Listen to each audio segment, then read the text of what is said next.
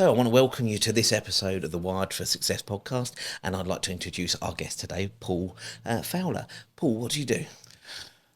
I'm an owner of Not Just Digital 101. And what does Not Just Digital 101 do? Well, at the moment we do PPC and SEO. Basically, what we do is try and get visitors to websites. Okay. So one of the big problems that a lot of people have is, getting traffic to their website to find new customers, to convert them, and that's what you help with. I do, that's correct, yeah. So how did that start about? What gave you the love of advertising and technology? Well, I'm not going to go into too much depth, but when I first went I loved marketing. I liked marketing because it was here and happening, and it was hard as well, and people were talking about it.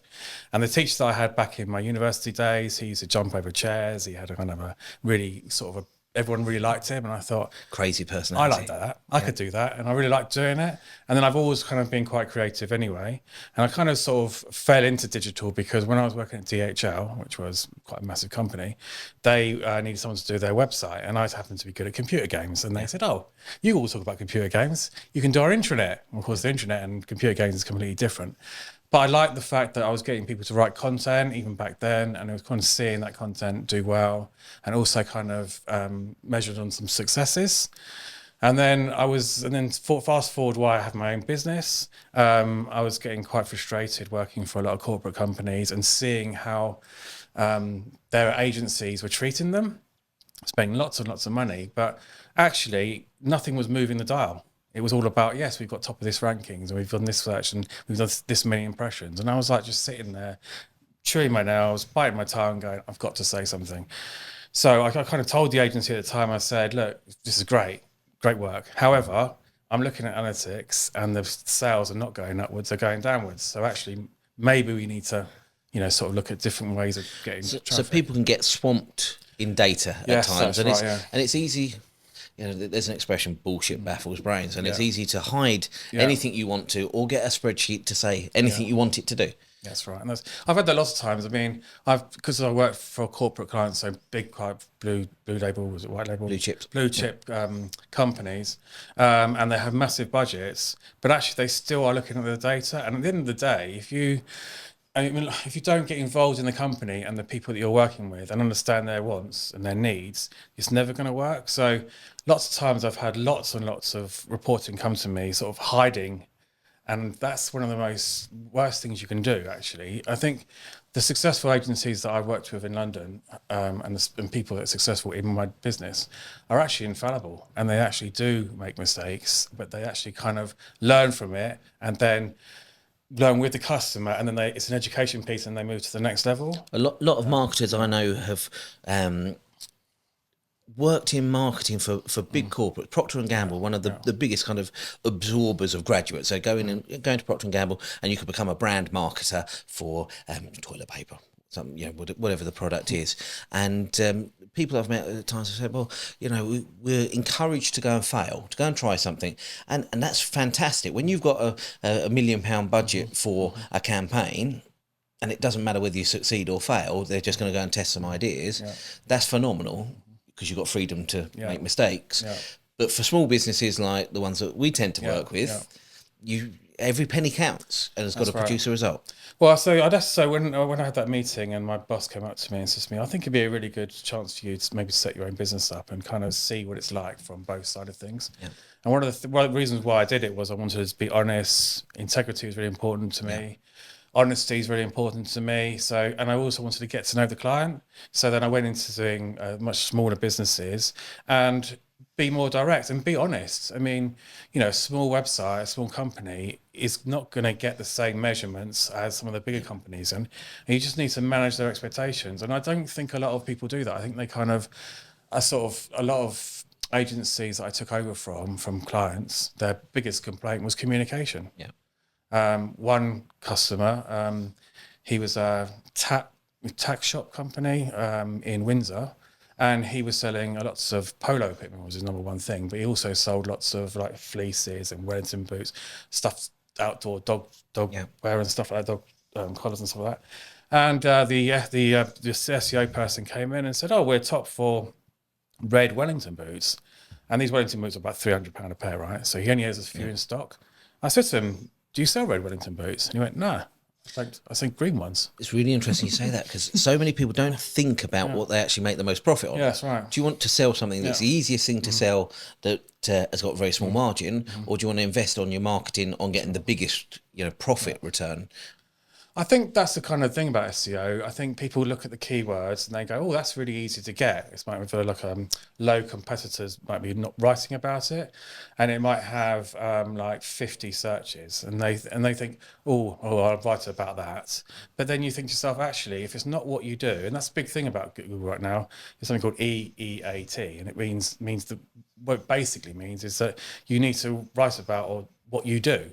Another example, I worked for a company that did CBD, and CBD is a very, very difficult keyword to rank for because there's lots of sort of legal ramifications. And the owner of the business said, just seen a keyword here called olive oil, CBD olive oil. So he wrote a big blog about it. And I said to him, it's not going to make any difference because people looking for CBD olive oil are actually probably going to want CBD olive oil, and you don't sell it. So you I always just say, keep to what you do, even if it's a really difficult keyword, chip away at it, because it's better to chip away at that keyword than muddying the water by talking about lots of things in an industry that. I mean, you've only got. I mean, to be good at SEO, you need to be good at all parts of marketing, because SEO is part of a collaboration, and that's kind of similar why my business is called Not Just Digital, because it's a collaboration of channels and you all have to be kind of singing from the same hymn sheet. So yeah, it kind of like muddies the water. So you can actually perhaps use another form of marketing to maybe sell that olive oil or whatever it was you want to do, and not use the SEO, because the SEO is kind of stays with the website for quite some time, and it's one tool in a toolkit of marketing. Yeah. So going back to this point, you're sat there in your corporate office, quite a nice salary, quite a nice working environment, and you've decided that actually I like the idea of going out and doing my own thing. Yeah. When was that? It's about 4 years ago now. I have this burning desire to help people, and I just felt that lots of people. Well, I felt at the time lots of people were being sort of told the wrong things in SEO, and sort of, I mean, listen, it's an easy way to make a quick buck. You can get someone on a 12-month contract, and I found out there's no real certifications to be. There's no SEO or Google certified, because there just isn't, because there's so many different factors to it. And it's changing constantly, so there's no way to sort of measure regulate it. Yeah, I think I've been there. I've been doing Google. I've been doing SEO and Google and pay-per-click and the whole lot, probably since when Amazon was a small company and Google probably wasn't really around. So I've been there. I've seen the black hat stuff all the way up to. I was talking to another marketer a few days ago that I said, the first websites I created, there used to be a directory of websites, and you go to the corner shop with all the newspapers and buy the directory of websites. To take that through to what Google is today. I mean, there's a 20-odd years kind of gap in between. Yeah. But it's a long time, and if you've been around that the whole of that time, you have a very different understanding than somebody that's new to marketing. Well, I'd say, I mean, a bit more about me. I kind of we used to work in a library, and that does sound, library probably is something that not a lot of people go to these days. But what I used to do, and I'll tell these people, I used to work on the front desk, and there used to be, obviously, these are the people who come in and want something. And there was a guy that wanted something ancient history on Rome or something. And it was the biggest book ever, and it was right at the back of the library. So I used to go, and if you think about me as Google, right, I used to go to the back of the library. It would be about, I don't know, maybe 20-meter walk, 20-meter back. And then, so in the end, what I did, I used to put it next to my desk. And then people would come and go, I didn't know you did that book. And then I said, that guy that, the guy that always comes here, that professor, he actually turns to be a professor in one of the universities near where the library was, he likes it. And then someone would say, yeah, I like that. Well, I'll read that. And that's if you understand the fundamentals of what Google's trying to do, it makes your job a lot easier to sell to someone else that actually, if you do if I want to get myself an iPhone in green, or whatever it costs, and I put that into Google, I want an iPhone in green, and I'll take. And Google's become a lot more intelligent over the last 5 or 10 years, hasn't it? You go back to those 1990s, 2000 days of search engines. You put in plumber, Farnborough.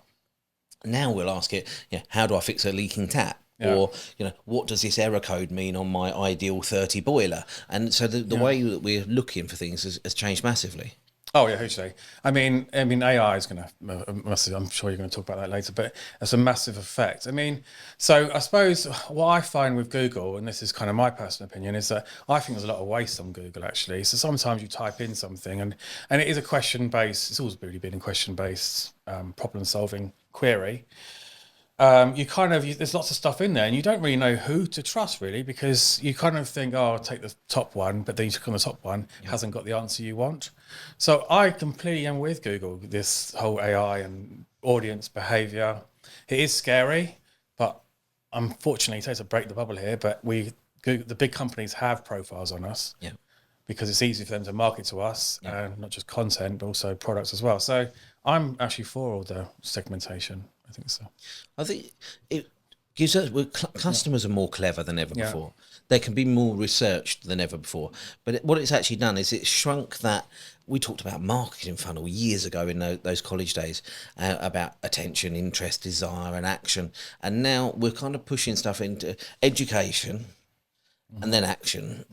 So the people that actually want to buy something, they've educated themselves first, and they're a lot quicker to the. You've either got a lot longer stage for education to move them into a buyer, rather than years ago, kind of taking them through the whole of those processes. Well, the good thing, if to use an SEO person to like look at that sort of traffic, we have tools that kind of tell you what keywords do those four things. They have something transactional, obviously the ones that you really want to have on your website, but you also want to have a certain amount of educational, informative, and I can't remember what the other one was, but it's all kind of, they have different levels based on the keyword search.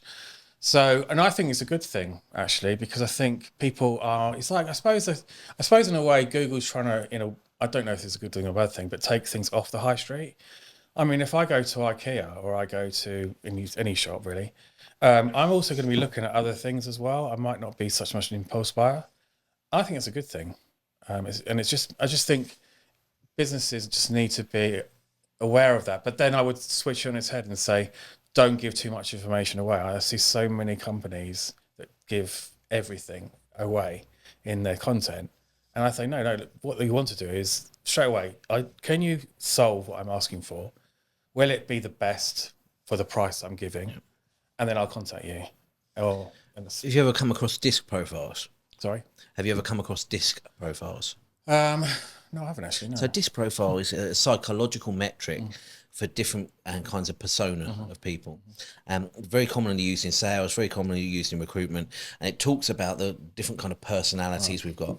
So for example, an accountant has got a very high attention to detail for facts and figures and detail like that. Whereas you'll get an emotional person that, the creatives that care more about the look and the feel and the style of something, possibly over the weight and dimensions and things like that.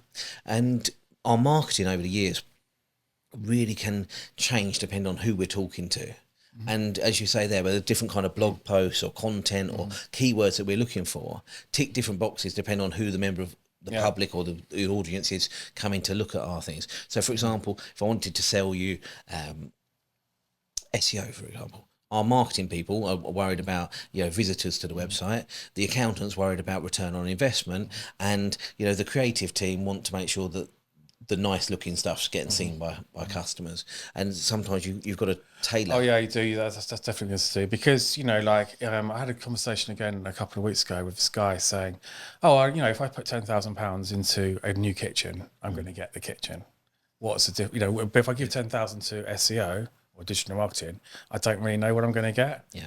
And my answer to that question, and he's a finance person, by the way, and I think the easy one, easy to say, is that, the kitchen will always stay. It even might even devalue. But actually, if you know who your target audience is, who you're trying to get to, that 10,000 can actually go to 20,000 and 30,000. And your return on investment can be 2, 3, 4, 5 times that much. It's interesting. I had a conversation with a business owner today, and he's got a business plan in his head.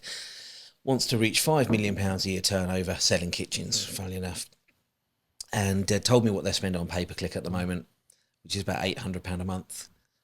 And I said, is that congruent with actually generating enough leads to lead you to fit in, say, 1,000 kitchens a year to make £5 million, wow, or whatever you need to in the way of kitchens?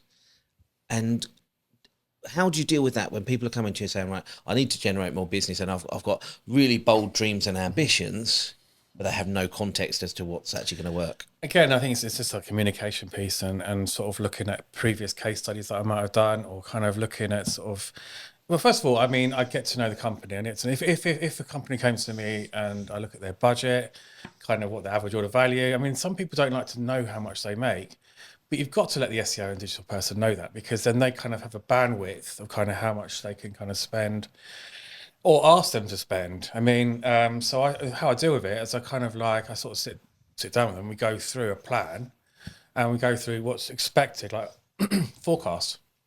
And it's funny when you talk about SEO and PPC, but in my corporate world, I had to forecast everything, because I had a board of directors and they don't really care about being one in position or something. They care about bottom line and how much cost they've done. And because I've had that experience, you can give a rough estimation based on, my knowledge, with the caveat that actually it's going to take a lot of the client's going to need to put some content on there, or kind of have a bit of feedback. And there's a lot of things in the market that might affect it, but you kind of have an idea that, if you're going to do sponsored ads, depending on the niche of the business, isn't it? You should be making, I would say, every £1 spent, probably make about £5 back.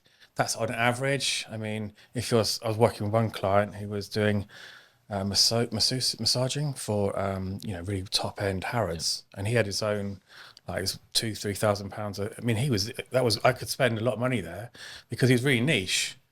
Whereas if it's someone selling cups and mugs and plates, it's going to be there's lots of £10 product. It's going to There's be not very a lot of margin difficult. in there to spend on marketing. Yeah. So I mean, that guy there with his kitchens, I would say he'd probably need to spend more than that, because it depends on what location he's looking at as well. So competition.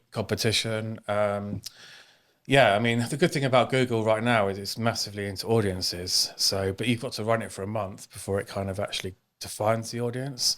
And you still need someone to keep an eye on that audience, because, to give you an example, I was working with a client the other week, and we were targeting display. So we were doing apps, and the apps we did were business people. Well, that could be anyone, right?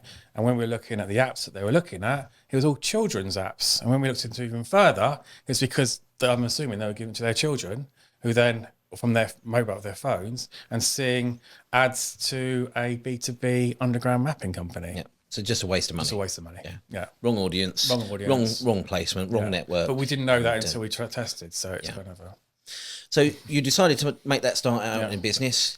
What do you do? Go and register a domain name, set up a limited company, and I did launch into the world. So what was daunting about starting a business? I mean, had you come from a family of people that worked for themselves, or were corporate? Not really. My dad started his own business. My dad used to be an engineer for London Underground. Okay.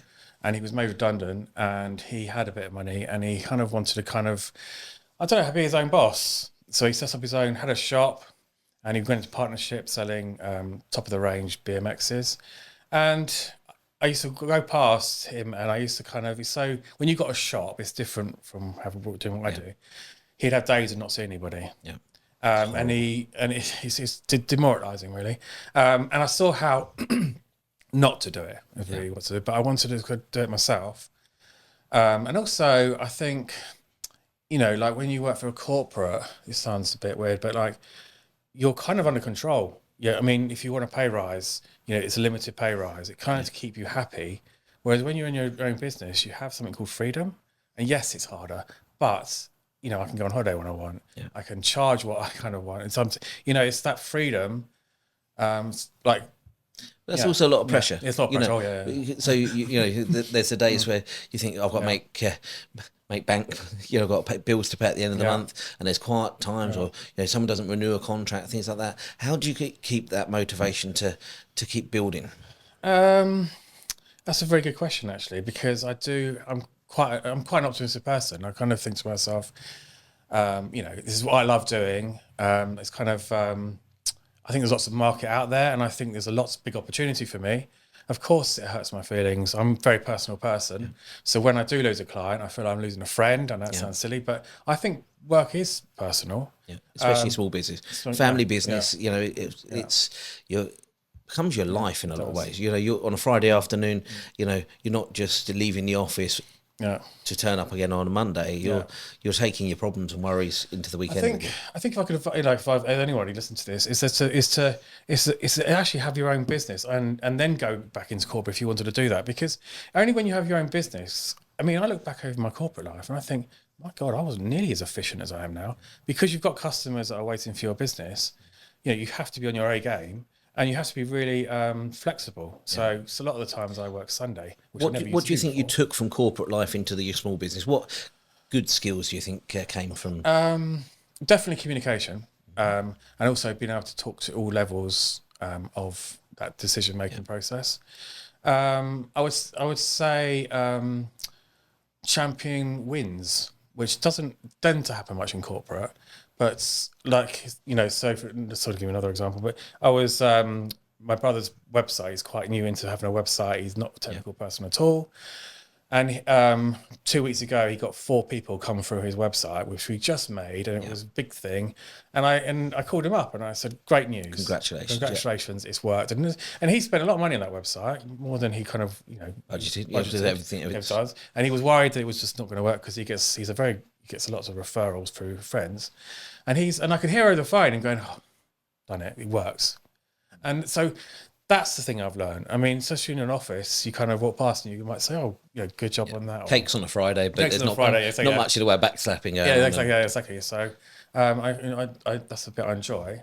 What do you think was the biggest challenge from when you stepped out of that office and said, "Right, I'm not coming back," and then on a Monday morning, now I've got to have an income? Well, it was that acquisition of customers. It's that kind of thinking to yourself, actually, I've got to go out and get my customers now. You've preached it to everybody else. Now I've actually got to prove it. And also, there's lots of people out there making those claims and making lots of money. And I'm always kind of conscious of the fact that I could go down that route. I don't want to go down that route, but these guys are kind of, obviously doing really well. But I'm hoping that I'm playing the long game, that they'll come, they've been such agencies have a history of rising and falling depending on fashions, trends, the key accounts. One of my clients years ago used to be an agency down in Haywards Heath, and they were working for one plumbing merchants and wholesalers predominantly, and then a few other clients alongside. And as soon as they lost that key account, you went from 30 staff to a almost non-existent business. So as an industry, it's quite a challenging, the media industry and the marketing industry, quite a difficult one to... Oh yeah, I mean, it's very difficult. I think the biggest thing that I've learned is not to be... So what the mistake I made was that I actually was quite fortunate when I had my own business. I had a CBD business that I was working for pretty much full time. And they were they were constantly a bit like a ski slope. They were going downwards in terms of sales. And at the 6 months that I was working with them, they were kind of turning this curve and going upwards. And the owner of the business said, "Look, we love what you do. You're really involved in the business.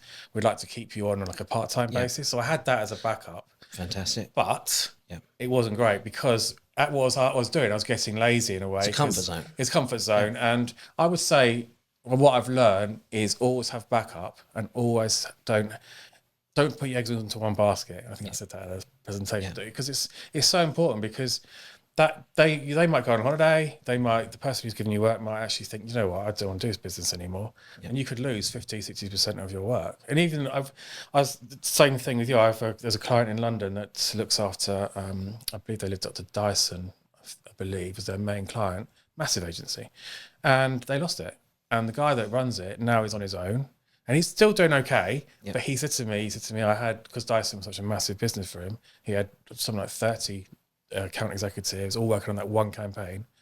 And then they just lost them. And then now they're all kind of, he didn't know how again to get more clients in. You grow your expenses to the income that's coming in, and the team grows, and the inefficiency creeps in, and then all of a sudden you have to contract.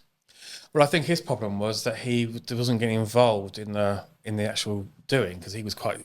You get to a certain stage, you do take, and that was one of the things I learned when I was in my corporate world. I worked for House of Fraser, and shortly before they got bought out by Sports Direct, and I had a team of 5 people, and we were doing programmatic, which is audience building through social, and I knew what I was doing. I kind of knew bits about it, but I was a director, I was head of, and I had a team of 4 people, and they're brilliant. As soon as Sports Direct took over, Mike actually has a bit of a reputation and they didn't want to work for him. So all 4 of them left that day. Yeah. And I was still there. And my boss said to me, don't know if we're going to do programmatic. So they kept me on. And then Black Friday came. And Black Friday, it's quite a big thing, but it was massive about 5 years ago. And he said to me, we've got 2 million and we need to set up Black Friday through Facebook. Yeah. Well, my heart and my brain went, I just couldn't believe it. I was like, what, me? As in me doing it? And he was like... we're expecting like £50 million return on £2 million spend. And because House of Fraser had Hugo Boss, Ralph Lauren, all the companies were giving them budget. You had to have separate, and they're all videos, and it was just... Anyway, I did it. And so what I did was I spent the next, because the Black Friday was 2 weeks away, I spent the whole weekend learning Facebook again. Yeah. And because I know a bit about it anyway, it's easy for me to pick it up. And I delivered it. But it was literally 2 weeks of working probably, 15 hours a day, because I didn't want to let anyone down. But because I think I don't know, because when you go as a be ahead of, you don't tend to get involved in the doing. Yeah. And I remember finishing it off and we did really successful.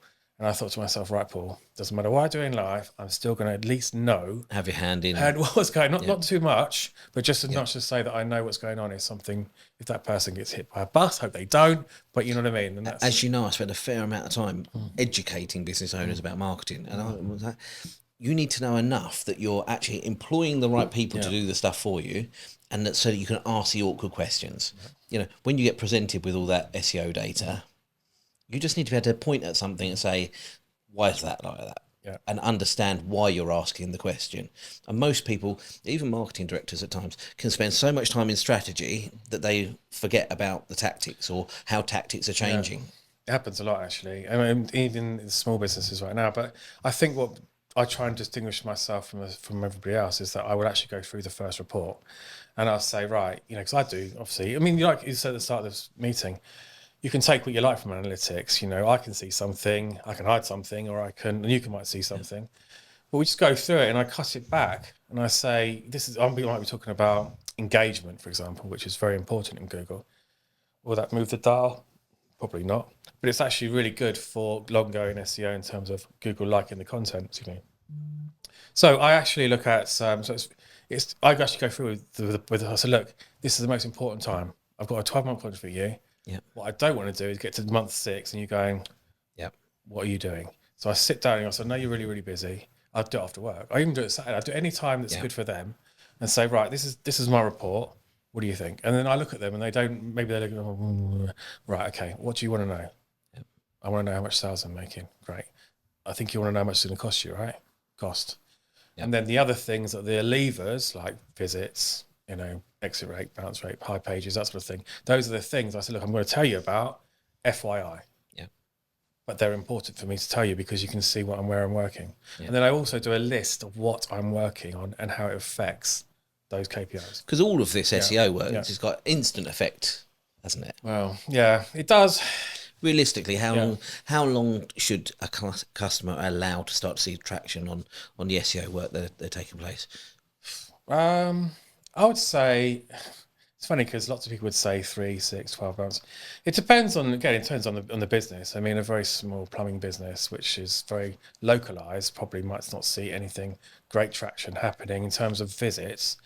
But I think you should be able to see something, and I'm not putting pressure on myself, within the first couple of weeks. If you've got a good strategy in place, the trouble is most businesses at the moment, my big bugbear when I see clients is they get a new website and they completely forget about the technical side of things. The technical side of things is like the foundations, meta titles, meta descriptions. I know descriptions, they sometimes put it anyway. The right format of the pages, there's no point going over the mountain if you don't get these certain bits right. So I spend most of my time fixing problems that other agencies have not. They might have built the website for SEO, but they've not planned it. It's a bit like building a house and saying, rocking up, we've got some timber over there, got some tiles, got some windows and doors, and whatever it will be. Yeah. But they haven't strategized. And once I get over the technical side of things, so if I get a website that's got not very good SEO and SEO and content, it probably takes me about 2 months. So I always say to people, if you're going to get a website done, a new website, or you're going to get on this, just make sure you have the right measurements in place, because it's going to cost you more to get back to get fixed. I'll talk about that about the websites in a minute. But in terms of like seeing results, it is content based and it's keyword based. And certainly if you're a local business, you should really be doing what you're doing, the location, and have a landing page. Yeah. And I did one for myself, you know, best PPC agency in Cambly, right? I was just testing it. In the space for a week, it went from plus 100 in rankings. It's now in 20th, which again, it's a measurement. I'm hoping to get into the top 10. That's it. And I think if you just have that mindset, then I think you can. Years ago, one of my other businesses, in the electrical consultants we had about 1,800 landing pages built over the course of 2 years. Employed someone out in India just to do that full time for us, and the traffic to most pages was nominal. You know, wouldn't show up on a chart, but when you got an inquiry through, it was someone that was interested in what you're doing in the location that they wanted it, and you know it was worth the effort when you combine the effect of all of those pages together. So I mean, well, they say something like 90% of local businesses, a customer will search on Google for something local over a national company.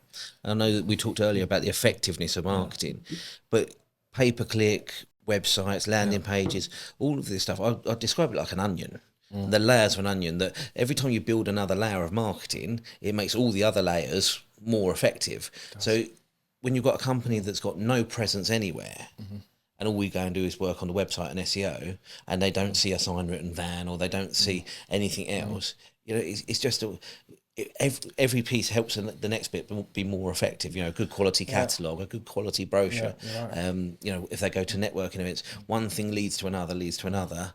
Most people don't have much in the way of a strategy. No, that's right. They don't. And then they put loads of pressure on whatever channel they're going to use. So if for me, because I get SEO, and I was talking to someone this morning, he's like, "Oh, I'm going to see amazing things going with the SEO. I mean, I'm going to get so much work in 6 months."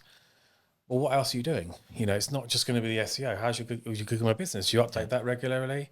Not just with reviews. Do you put images on it? You know, what you're doing on video. Wouldn't it be a really good idea to kind of go to your customers and get a was and a now, or get a customer review? Yeah. All right. I didn't know that. You say, well, will that make a difference? Yeah, but it will make a small difference, and then it make the SEO easier and everything else. So if you were to give some tips to someone that's just starting out with a new website, what would you say that they need to do to get that to rank a little bit better? Well, I say they'd kind of have to make sure it's linked to the Google My Business. So make sure their business profile and there is kind of synced. I would also say try and write content, get content. I mean, you can go down the AI route. That's great. I'm not saying AI is not good, but make it yourself, because you're the one signing at the door. It's your products that they're buying from. So make sure that's on there. Another thing that not a lot of companies do, they're so scared of showing themselves. You know, about us and contact us. The contact us page is probably our most important page of the whole thing. And the amount of people that don't put, leaving a picture of themselves or what's going to happen next is really important. So do the basics, make sure your keywords are correct, your meta titles, and also make sure that they have your USPs in them. It's keyword, USB, and then also I would say look at video and also look at social channels. At the moment, Google's huge on that right now. So LinkedIn, YouTube, Instagram, TikTok, embrace them, because your clients are going to be there. One of the throwaway comments that's very easy to use is if you want to double the size of your business, sell something to all of your customers a second time. How many people actually spend time and energy and effort getting back to those same people? I think that's important. Yeah, you're right. I mean, when I was just a corporate, I mean, returning customers cost hardly anything, right? Because you've already got them in as your client. They like you. That's what you really want. You want a customer to like you, because if they like you, they like your products. You know, my wife loves Denby. You know, there's better plates out there and cups and stuff, but she loves it. And Denby have done really good for us. They replaced some stuff. They were just really helpful, and they come across this little village place in Denby. But obviously, they're a worldwide company, but they come across that small business. So, but yeah, I mean but you have to upsell. So we get lots of stuff from Denby asking us if we want their catalogue dishes and stuff. But we are going to do it because we trust that kind of... you got the brand loyalty now because they've proven themselves. And local companies don't do that. They don't tend to look at their audiences and actually go to the people that... I mean, another thing, not just people that buy, you've got people that come to your website and don't buy. but they've got interest, right? So why don't you market to those people as well? Because they were researching at the time, but they've just not made the decision. Maybe they didn't have the hook or the kind of like the impetus to purchase. I mean, some people would say offer them a discount. I don't be too bothered about that because if your products are good enough, the discount will be okay. You just got to keep reminding them that we're here. Yeah. It's very and I suppose that's where it comes to being not just digital, is that you start to look at the buying journey, you start to look at email marketing and lots of other things to help drive that traffic back from lots of different directions. Yeah, it's good that you said that because we were talking that earlier. But yeah, I mean, for me, not just digital, it was always about coming as a consultancy for their website and helping them and teaching them that actually, yes, it is digital, and I'm coming in as a digital person, and I'll give you the expertise on that. But there's actually, not just it might be the email marketing that they're doing, how they're communicating to their customers, frequency. Yeah, I get so many people that don't know how many times they send emails. I mean, actually, they overdo it, and most of the times you want to unsubscribe. Do you unsubscribe because you don't like the brand? It's because they're just giving you too much information.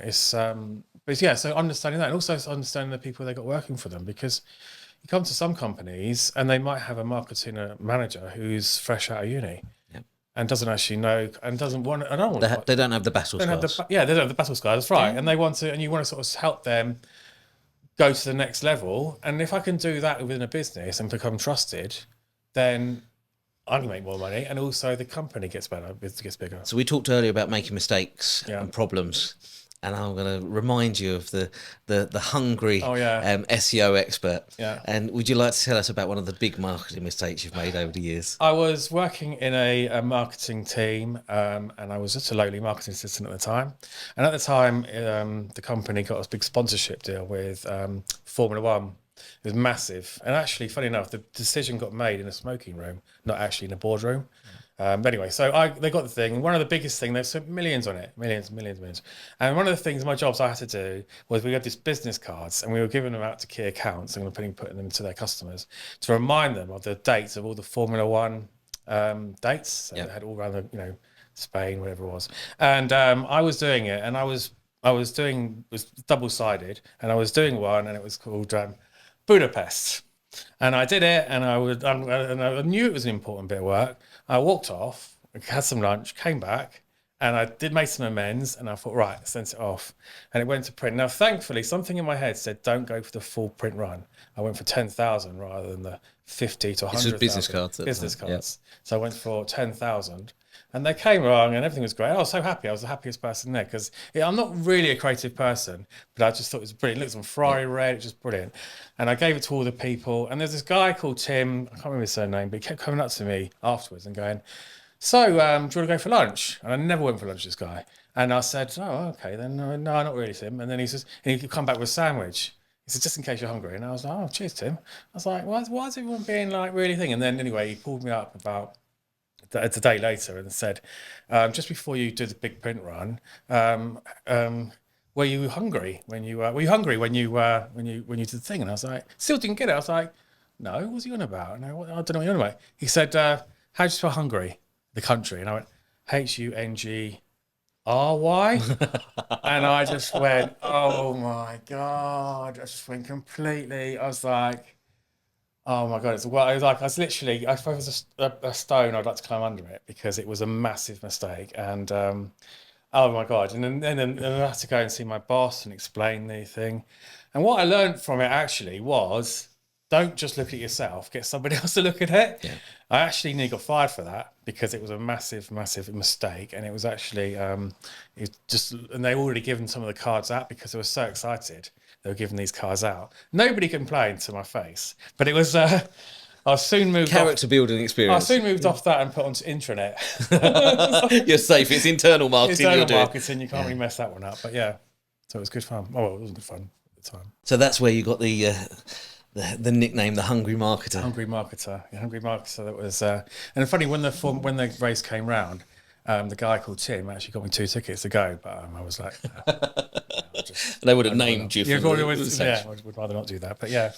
So we've talked a little bit about a few of those key tips for business owners that are starting off on SEO. When is the right time for them to bring in someone like you?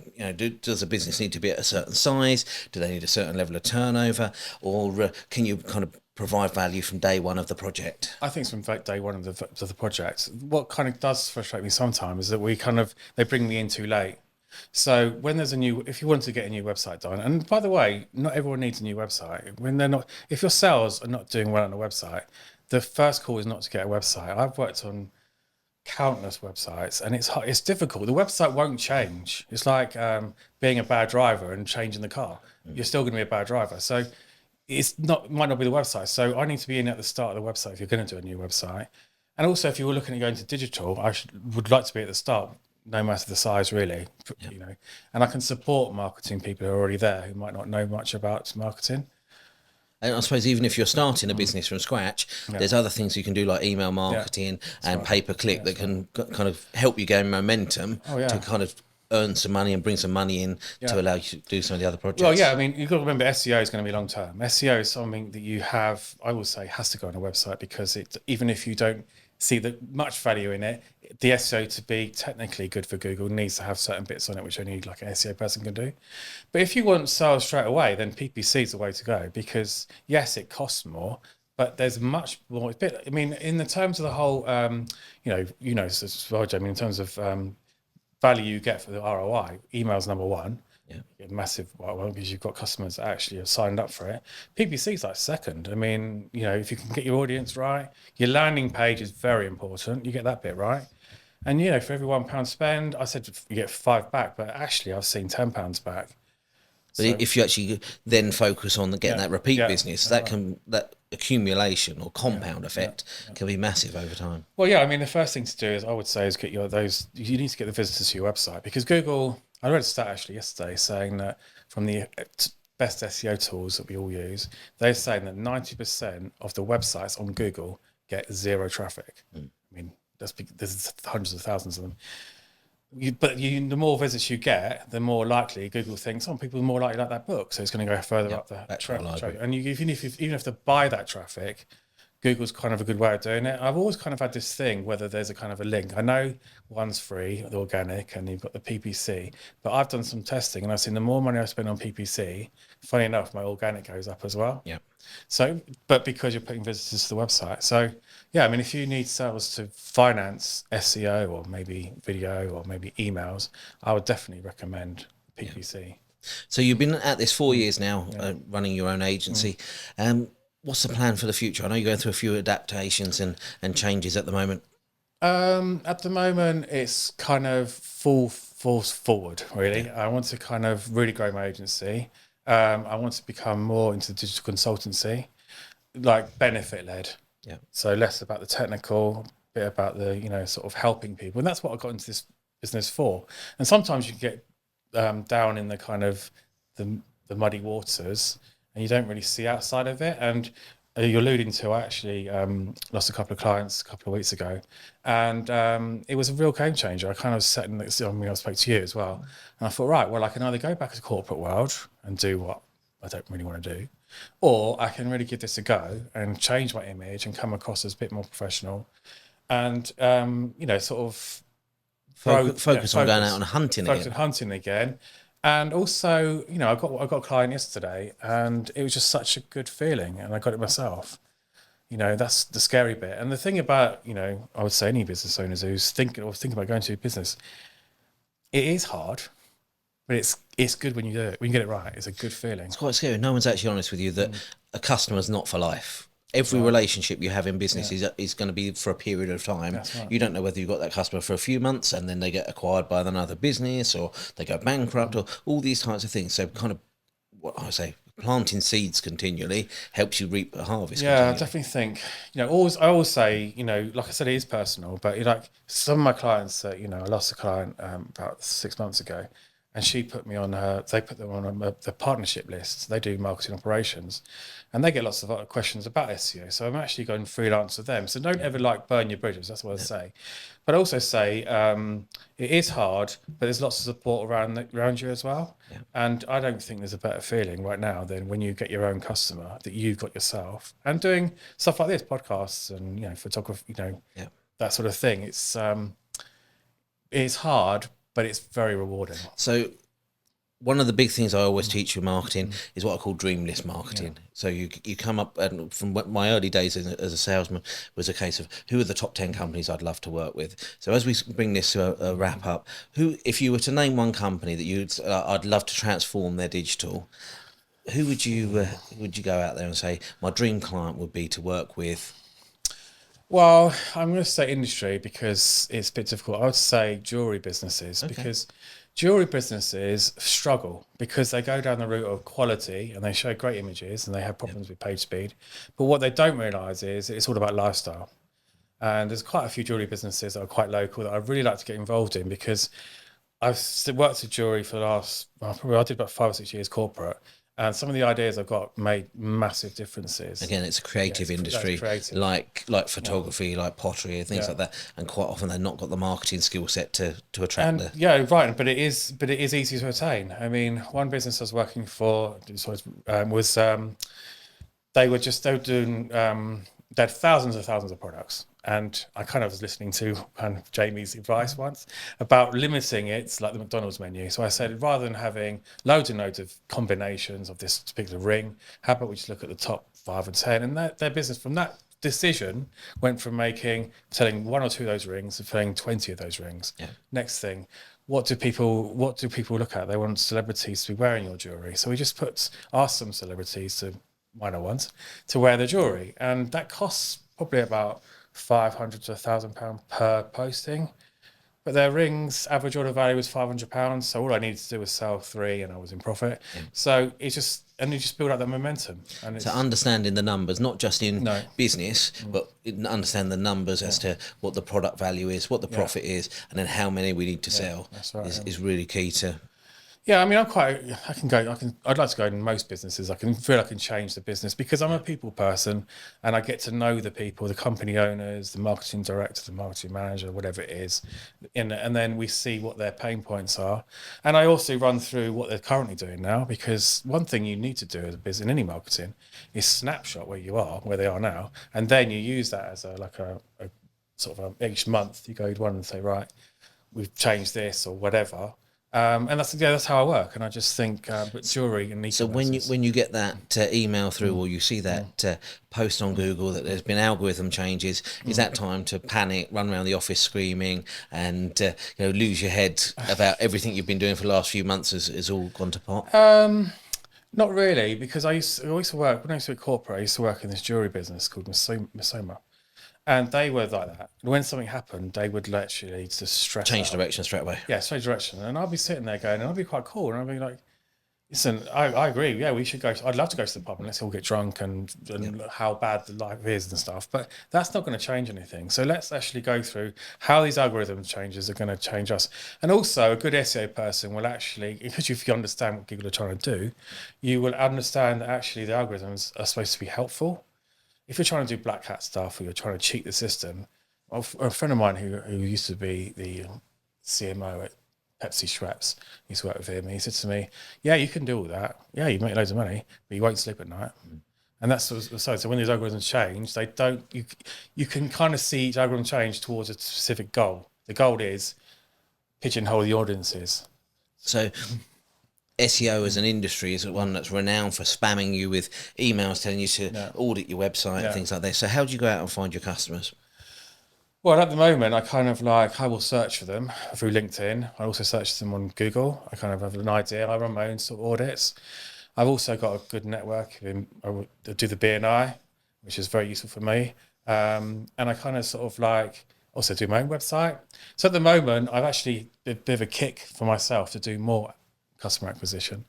I'm trying to be more sort of education led. So I'm going to LinkedIn, trying to sort of educate. My last post, and I kind of really believe this post, is that yes, AI is out there, and there's lots of things that when I was talking to a friend of mine, he said, oh my God, I don't know where to start. And I said, get the basics right. Yep. Your meta titles, your meta descriptions, your content, your linking, and do that, and let that take care of itself, because that will virtuality will come down to us, but right now it's just the basic, the foundations of marketing haven't actually changed. The actual delivery methods have changed over the years. Yeah. I do feel sorry for a lot of people who try and do it themselves and just see all this kind of you can go on LinkedIn and you could probably spend, hours on it thinking, oh my God, I've just done it all wrong. But like I said, if you know your product or you know your service and you know who your customers are, you're the expert, man. How do you get to them?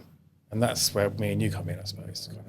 So my last question for you then, we talked about where you've come from, we talked about that transition into business and how you've found customers and started to build that regular work, and how you've had to constantly kind of adapt and change. So as we started out the conversation, we talked about people's success. So what does success look like for you going forward? What's the next goal, and how do you see things in the next 2, 3, 4, 5 years? The success for me is I want to become more a full service agency. So I want to kind of look after everything. At the moment, I get websites from people that different build them. And sometimes I can look at it and go, oh, because I need to have the trust and work with it. So I want to be more of a full. I was thinking, having this lovely big office in, the city with my name, not just digital, and a receptionist and, 10 or 6 people, wherever it is. But I'm in my late 40s now and I'm going through the process of adoption. And I just want to kind of be, doing what I do, and I enjoy what I'm doing, and sort of just be comfortable with what I'm doing.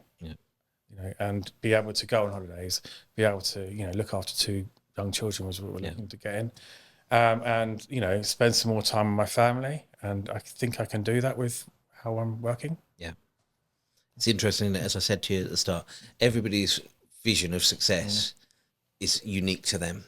And that equilibrium, the kind of work-life balance, and being able to go off and kind of carve your own way in the world is rewarding for all of us. Definitely. Fantastic. Where can people find you online, Paul?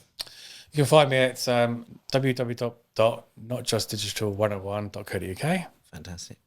Thank you very much for appearing on this episode of Wired for Success. Thanks very much.